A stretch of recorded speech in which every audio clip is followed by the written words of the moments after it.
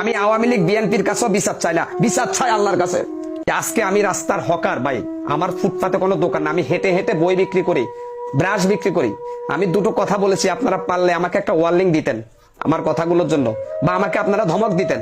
সেটা না করে আমাকে রক্তাক্ত করা, আমাকে জখম করা, এটা কি বাংলাদেশের মৌলিক অধিকারের উপর হস্তক্ষেপ নয়?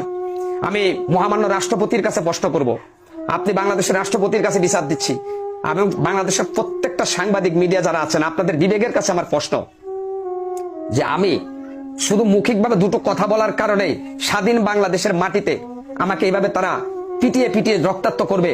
এটাই হচ্ছে বাংলাদেশের বর্তমান মানবতা বা রাজনীতিবিদ নেতাদের মুখে যেটা শুনতেছি, এটাই হচ্ছে দেশের প্রত্যেকটা মানুষের সমান অধিকার নিশ্চিত করার লক্ষণ কি এটা? আজকে আমি বলবো, হয়তো আমাকে মেরেছেন, আমি হকার, এই জন্য আমার পিছনে কেউ নাই। আজকে যদি ভালো কোনো বিএনপির নেতার গায়ে হাত দিতেন, তাহলে আপনারা অনেক